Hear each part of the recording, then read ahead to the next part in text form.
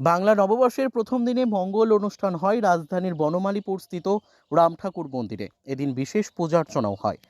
রবিবার সকাল থেকেই মন্দিরে সমাগত হন ভক্তরা। বেলা বাড়ার সঙ্গে সঙ্গে ভক্তবৃন্দের উপস্থিতিও বাড়তে থাকে। চলে বিশেষ পূজাপাঠ ও নাম কীর্তন। প্রতি বছরই বাংলা নববর্ষের প্রথম দিনে ধর্মপ্রাণ মানুষজন সকাল সকাল যে কোনো মন্দির বা দেবালয়ে যান।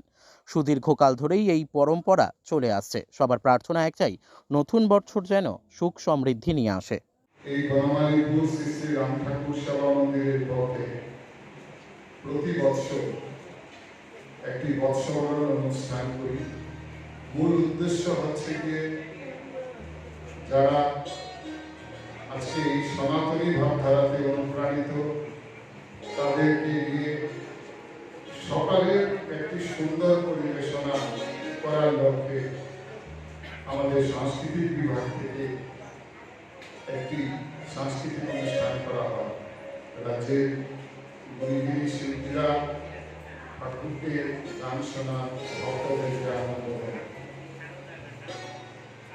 আমরা এই মুহূর্তে দয়াল ঠাকুরের যে অমৃতময় কথা সেগুলি আমরা শুনেছি।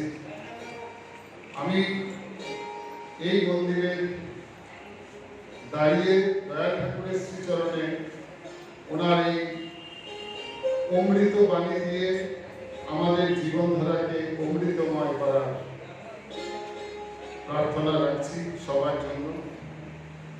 শুভ নববর্ষে আবারও আন্তরিক প্রীতি, শুভেচ্ছা এবং বিনম্র শ্রদ্ধা জানাই।